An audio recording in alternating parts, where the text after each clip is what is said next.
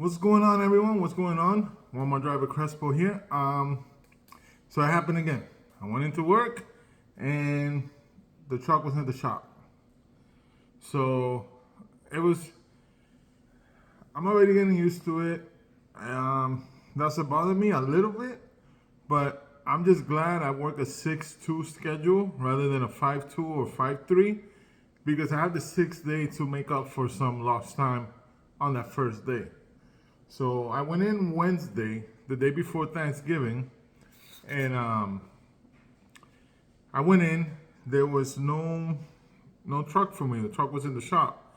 And being that everybody's coming in and extending their weeks for the holidays to get that $300 extra, it's harder for them to find me a truck, because whatever trucks they might have had, someone probably had taken it for the extra day. So they didn't have a truck for me, but they had me go with a driver from the terminal, from the DC to Abilene, to go pick up a tractor that was fixed. It was ready to be picked up at a Freightliner dealer. So the way they pay me that is Walmart authorized pay. What it is 10% of your average daily pay, ADP, per hour. Instead of, it's not $15 an hour, is your average daily pay, 10% of that per hour. So my average daily pay was about $350, so I made $35 an hour to drive, because it was a 4-hour drive to Abilene. And then from Abilene, then I get paid mileage pay back to the DC. So, 4 hours there, 4 hours back. And then when I got there to the Freightliner, the truck wouldn't start. It was completely dead. They had shut the APU off at the shop. So I don't know how long it sat there. So they had to jump start it. So I had to wait to get it jump started. Once I got jump started, I headed back. Once it was jump started, I headed back to Sanger. So when it was jump started, check engine light was on and the malfunction light was on. But it was on due to it being so low in voltage. Certain sensors weren't working at the time that I turned the truck on, or not working properly. So by the time I got to Sanger, all the lights were off. The truck was running fine. I don't know what they did to it. They never tell us what they did. They just kind of hand you the keys and, go on your way. So the good thing is that ride all the way to Abilene, I was, a passenger, and I met a driver named Jesse. He's been with Walmart for 8 years. He helped me out. I really didn't have many questions for him because, I was still processing. I didn't have a truck. I didn't know whether they were going to have a truck for me when I got there. But Jesse gave me some cool ideas or things that I should look for whenever the opportunity arises, to work out of a e-coms. Well, they call it a domicile. I could domicile closer to the house, which is 10 minutes from the house. So once I get into a schedule, when I get a truck that's assigned to me, I'll be able to domicile from 10 minutes from the house instead of 40 minutes. And being that, if I have a truck and it's at a domicile, most likely I'm not going to end up letting somebody use the truck, because, they get trucks from the DC. But anyways, that would be cool to domicile 10 miles from the house. He's on a dedicated route where he only goes to Abilene. He does a load locally, goes to Abilene, then he goes back home, and he spends every night at home. So that's pretty cool. Cool dude. He did let me into other things, But anyways, we got back. I get the truck. I go to the office. I let them know, hey, truck's here. What truck am I going to use for the week? because while I was gone, they were gonna look for trucks for me to have ready so I could move my stuff, and they didn't have a truck for me. So she's looking, and I'm like, can I just keep the truck I went to pick up? Because obviously, whoever the driver was, he was probably in a different truck or not even home. Or maybe at home, not at the DC. So they did end up letting me use the truck I went and got from Freightliner. So all day, that's all I did. I moved my stuff over. Then they didn't have a load for me. So it was the day before Thanksgiving. So pretty much I went in, got a truck for them, brought it back, got the same truck assigned to me, didn't do anything else. Then the next day is Thanksgiving Day. They gave me the option of not working. And I said, you know what? I was, not having a truck, dealing with all the stuff that you got to do, it drains you. And honestly, I wanted to be home for Thanksgiving. It's been 5 years since I was home for Thanksgiving because I was always over the road so I could have Christmas time off. So it was nice to be home, had a good meal.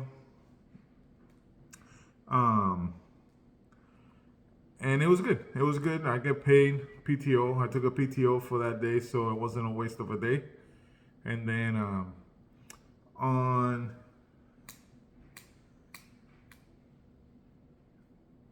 the day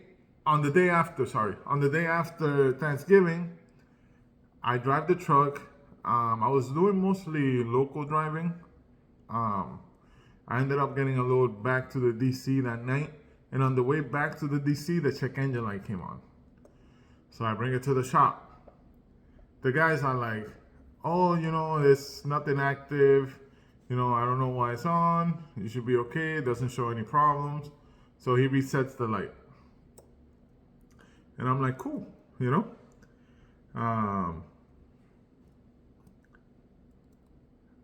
Yeah, so I met the next day. I end up back at Sanger. I'm trying to figure out how to do my PTO on the computer to make sure that I get paid. And that day, I meet Manny. Manny, cool dude. He watches my channel. If you're watching, thanks for watching. Manny really helped me out with a bunch of questions I had. And if I do have any more that come up, he's definitely going to help me out. He's a cool dude. We talked for about an hour.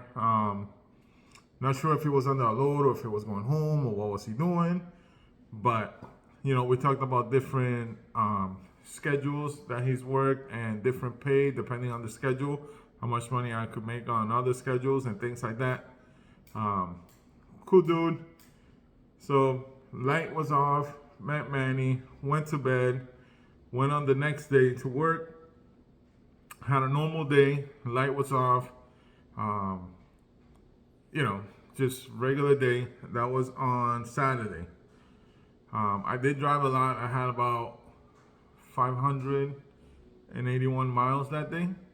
The next day, I was still in Sanger, and I go in, and they had me do one load, and I was gonna pick up a pallet load out of there, and I ended up doing that first load in the morning. And for the rest of the day was pallet runs. Picking up empty pallets or damaged pallets, bringing them to the pallet yard, then going back to get another pallet. So that day was great. I had about 385 miles, but I had 8 activities, 8 stops. So it was a busy day. A lot of dropping and hooking. And I like it because you drop hook and you go. You drop hook and you go. You drop hook and you go. And everything went smooth on that day. But on my last day, that was Monday, check engine light came back on. And when I was doing my post trip, I also noticed the drive front shock absorber started leaking. I noticed before I cleaned the truck, so I kind of did them a favor. I kind of paid back. I left the truck in the damn shop.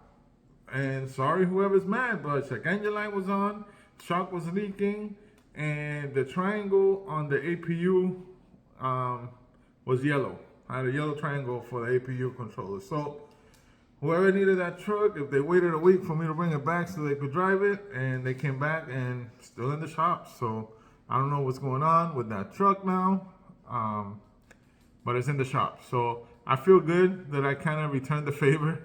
Nah, that's messed up. But being so close to Oklahoma and Oklahoma being Oklahoma, you really got to be on top of your pre-trips and post-trips, because you never know when you're going to go to Oklahoma and they will inspect the truck. We do it every morning. I do a pre-trip every morning. Honestly, I didn't used to do that in my previous company, but in this one, I'm doing it every morning. Pop the hood, turn the lug nuts, bang the tires, check the fifth wheel, check the lights, look for oil leaks, check my fluid levels, wipers, horn, all kinds of stuff. So I do check them. I do spend my time and do my pre-trips and post-trips, and it feels, I don't know, I'm so used to it now. It's like a routine, so it's not a bother. I guess in my other company, I don't know why I didn't do it. I guess it wasn't enforced, maybe. No one really cares, because when you sleep at a truck stop, who do you see opening the hoods to do pre-trips?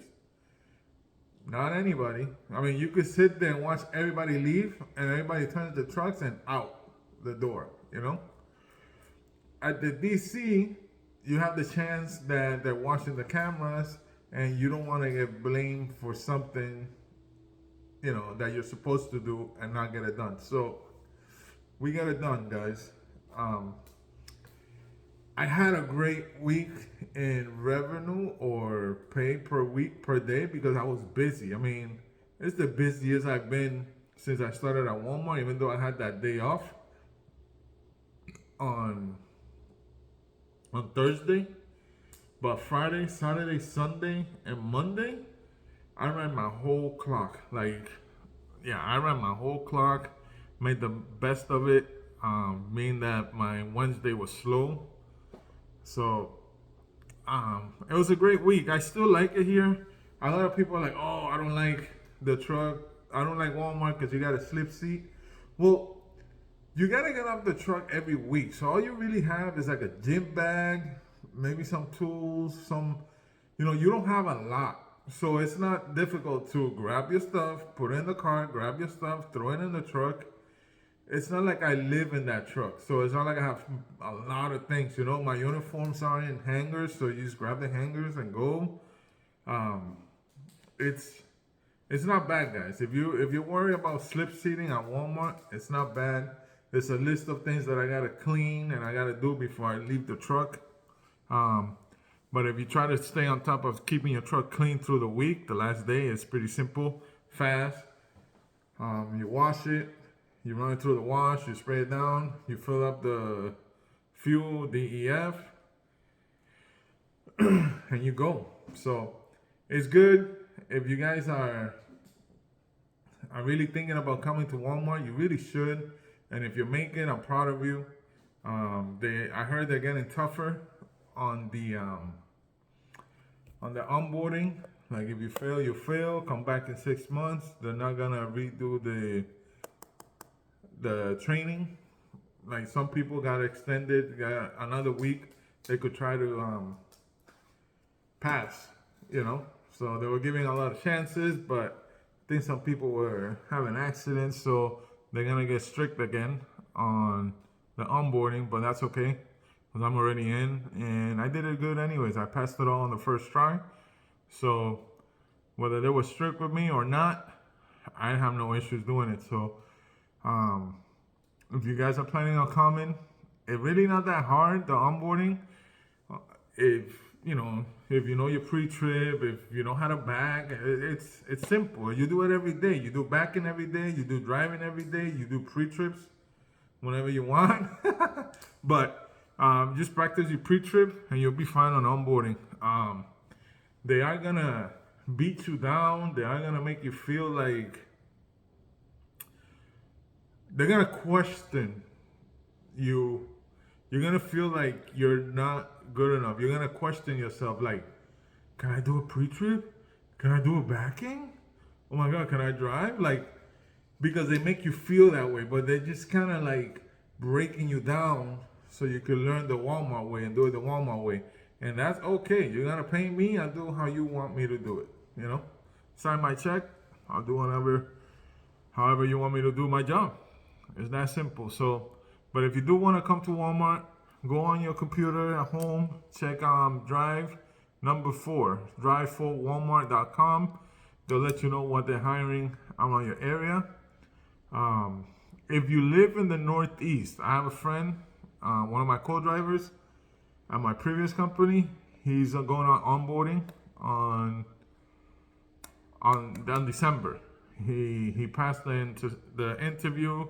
He got the offer letter, and he's gonna go be working out of Pottsville, PA. If you live in the Northeast and you don't have a DC close to you, or it's kind of far, like 180 miles or 160 miles, whatever, you could ask them about the domicile. Ask them if they have a warehouse closer to your house where you can leave the truck. And if they do, you don't have to go to the DC all the time.